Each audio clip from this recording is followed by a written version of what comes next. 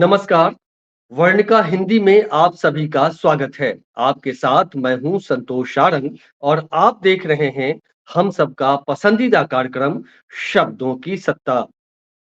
शायर अनुराग फरमाते हैं, दिल की बात दिल में छुपाया नहीं करते, वक्त बहुत कीमती है, इसे जाया नहीं करते। इस शेर को सुनने के बाद आपको लग रहा होगा कि आज हम शेरो शायरी की बातें करेंगे, मजेदार किस्सा गोई और कहानियां सुनाएंगे। लेकिन ऐसा मैं बिल्कुल नहीं करूंगा। आज हम आपको इस शेर के माध्यम से राजनीति की उस अंधेरी गलियों की तरफ ले जाना चाहते हैं, जहां काली कोठरी में घुप अंधकार छाया हुआ है, जहां झूठ के हजार पैर हैं, लेकिन सच बिल्कुल मरना सन प्रतीत हो रहा है। जहां झूठ को जोर जोर से झूठ को बोला जा रहा है और सच छुपाया जा रहा है। सूचनाएं दबाई जा रही है और चारों तरफ सिर्फ और सिर्फ फर्जी खबरें व्हाट्सएप के जरिए और बाकी जो सोशल मीडिया प्लेटफॉर्म्स है उसके जरिए पहुंचाया जा रहा है। आज हम बात कर रहे हैं चुनावी चंदे की, इलेक्टोरल बॉन्ड की। इलेक्टोरल बॉन्ड को लेकर सियासी हलकों में तूफान मचा हुआ है। पिछले फरवरी 15 फरवरी के बाद से लगातार इस पर चर्चाएं हो रही है। आपको ज्ञात होगा कि 15 फरवरी को शीर्ष अदालत ने, सुप्रीम कोर्ट ने का एक ऐतिहासिक फैसला आया था चुनावी चंदे को लेकर के। सीजीआई डीवाई चंद्रचूड़ की अध्यक्षता वाली 5 जजों की बेंच ने, संविधान पीठ ने ऐतिहासिक फैसला देते हुए उसने चुनावी चंदे पर रोक लगा दी थी, इसे असंवैधानिक घोषित कर दिया। यह ऐतिहासिक फैसला देते हुए सुप्रीम कोर्ट ने निर्वाचन आयोग से कहा था कि वे दानदाताओं, उनके द्वारा दी गई रकम और प्राप्तकर्ताओं का खुलासा करें। सुप्रीम कोर्ट की उस वक्त जो टिप्पणी आई थी, बहुत महत्वपूर्ण टिप्पणी आई थी। सुप्रीम कोर्ट ने कहा था कि चुनावी चंदे को गोपनीय रखना संविधान के अनुच्छेद 19 वन एवं सूचना के अधिकार का उल्लंघन है। आखिर सिर्फ बीजेपी को डर क्यों लग रहा है? अन्य जो पार्टियां हैं, जिसे भी उन्हें भी चुनावी चंदे मिले हैं, भले बीजेपी से बहुत कम चंदे मिले हैं, लेकिन उन पार्टियों ने कभी विरोध तो नहीं किया कि नहीं, इसे सार्वजनिक नहीं किया जाना चाहिए। सिर्फ बीजेपी को डर क्यों लग रहा है? और सुप्रीम कोर्ट के इस फैसले के बाद बीजेपी के खेमे में एक तरह से डर का माहौल बना हुआ है। जो एक छवि बनाई गई थी प्राइम मिनिस्टर मोदी की, ईमानदार प्राइम मिनिस्टर की, महामानव की, विष्णु के अवतार की, क्या उस छवि पे दाग लगने का डर तो नहीं? क्या यह डर तो नहीं है कि कॉर्पोरेट घरानों से अकूत संपत्ति लेने के बाद चुनावी चंदे के रूप में उसका इस्तेमाल सरकारें गिराने में, सांसदों को खरीदने में, बीजेपी के जो कार्यालय 5 स्टार होटल की तरह बनाए गए हैं उसमें, इन तमाम जगहों पर उस चंदे का उपयोग तो नहीं किया गया और उसके बदले जो बड़े-बड़े कॉर्पोरेट घराने हैं, उसे किसी तरह का लाभ तो नहीं दिया गया। इसका डर तो नहीं है कि एक बार की ईमानदारी की जो खोल पहने हुए हैं बीजेपी के नेता, उस खोल को उतर जाने का डर है। सूचनाएं दबाना, जानकारी आम जनता तक नहीं पहुंचाना, यह एक तरह का अपराध भी है। कांग्रेस के रीजन में एक आरटीआई कानून लाया गया था। उसमें था कि कुछ क्षेत्रों को छोड़कर, डिफेंस और कुछ ऐसे क्षेत्रों को छोड़ करके हर तरह की जानकारी जानने का हक आम जनता को है। लेकिन चुनावी चंदे की जानकारी आम जनता को न हो, जबकि 2017 में जब इलेक्टोरल बॉन्ड स्कीम मोदी सरकार ने जब लाया था इस स्कीम को, और 29 जनवरी 2018 को इसे एक तरह से कानूनी अ, तौर पर इसे लागू किया गया।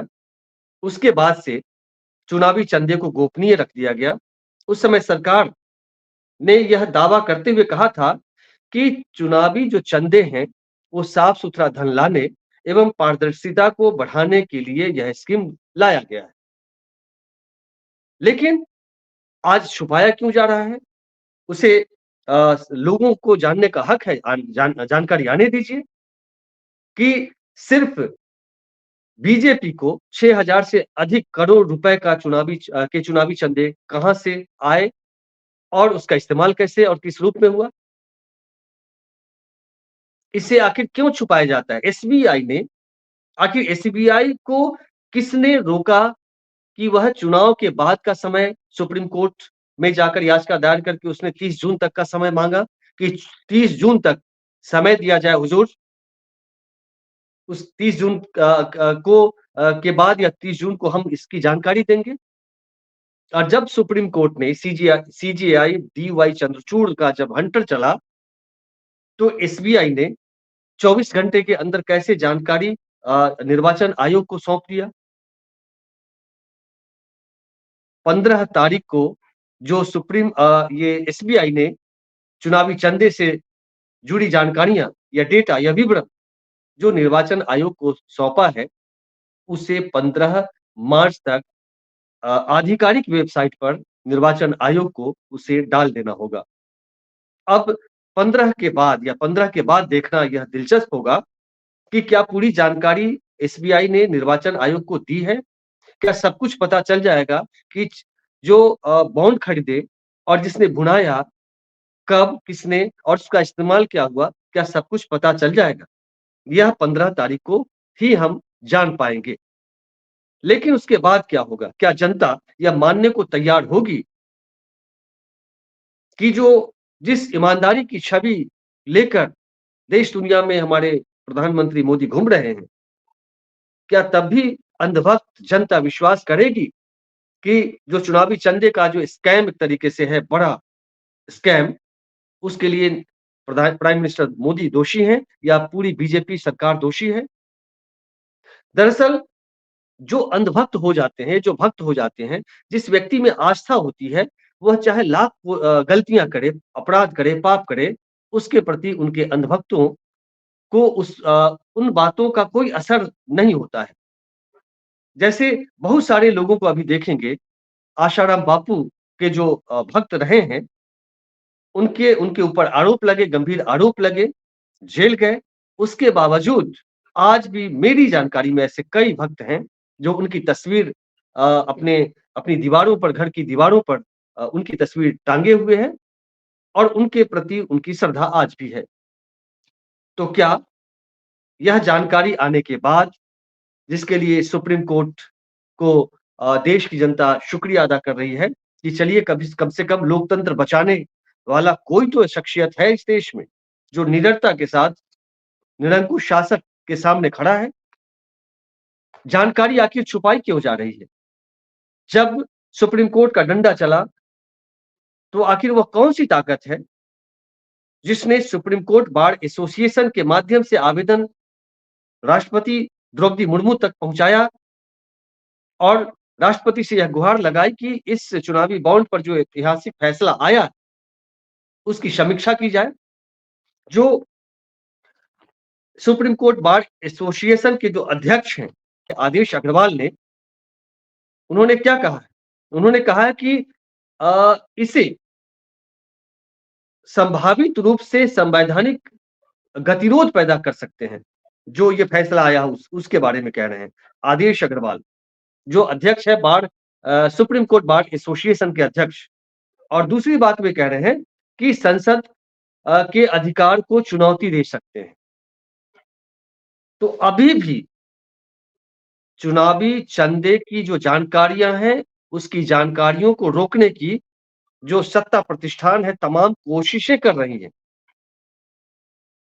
कि आम जनता तक इसकी जानकारी नहीं पहुँचे। आखिर यह डर कहीं न कहीं, कुछ न कुछ इशारा तो कर रहा है कि दाल में कहीं कुछ काला है। अगर चुनावी चंदे का सही इस्तेमाल किया गया है, तो फिर प्रधानमंत्री मोदी को डर क्यों है? मोदी सरकार को इतना डर क्यों लग रहा है? यह जानना बहुत ज़रूरी है। जनता को यह सोचना है कि जब आपकी तमाम जानकारियाँ, डेटा, गुप्त जानकारियाँ सरकार जान सकती है, आधार के माध्यम से, पैन के माध्यम से लिंक करके, तो फिर सरकार जब चंदा लेती है, चुनावी चंदा जो पार्टियाँ लेती है, सॉरी, पार्टियाँ लेती है, उसे जानने का हक आम जनता को क्यों नहीं है? और अंत में सोशल मीडिया पर जो ट्रेंड चल रहा है, हैशटैग इलेक्टोरल बॉन्ड केस, इसको लेकर इलेक्टोरल बॉन्ड पर जो फैसले आए और उसके बाद जो हंटर चला सुप्रीम कोर्ट का और फिर एसबीआई ने निर्वाचन आयोग को जो डेटा सौंपा, उसके बाद आज सोशल मीडिया प्लेटफॉर्म एक्स पर ट्रेंड चल रहा है हैशटैग इलेक्टोरल बॉन्ड केस। मैंने कुछ यूजर्स के ट्वीट मैंने आपके लिए लाए हैं। लोग क्या लिख रहे हैं यह जानना बहुत ही जरूरी है। अभय कुमार नाम का एक यूजर लिखता है, 70 साल का हिसाब मांगने वाले 10 साल का हिसाब देने में बिलबिला रहे हैं। एक दूसरा मनीष मिश्रा नाम का जो यूजर है, वे क्या लिखते हैं, महामानव ने अपनी चाल चल दी। साहब ने सुप्रीम कोर्ट बार एसोसिएशन के अध्यक्ष के जरिए राष्ट्रपति मुर्मू को पत्र लिखवाया है कि फैसला लागू न करवाया जाए, यानी इलेक्टोरल बॉन्ड का काला चिट्ठा जनता के सामने न आने का भरसक प्रयास किया जा रहा है। ये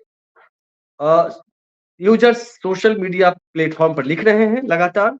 डॉक्टर लॉकी नाम के यूजर लिखते हैं, चोरों को बचाने के लिए महामहिम का सहारा लिया जा रहा है। बीजेपी सरकार ने एक तरह से राष्ट्रपति के माध्यम से अंतिम चाल चल दी है और अंत में मैं आपसे गुजारिश करता हूं कि आप अपने दिमाग पर जोर डालकर सोचिए कि कोई भी व्यक्ति अगर कोई चीज छुपाता है, कोई जानकारी छुपाता है, कोई सूचनाएं छुपाता है, चोरी पकड़े जाने का डर हो, तो इससे यह तो जाहिर हो ही जाता है कि कुछ ना कुछ दाल में काला है। इस एपिसोड में बस इतना ही। मिलते हैं अगले अंक में। तब तक के लिए नमस्कार, शुक्रिया।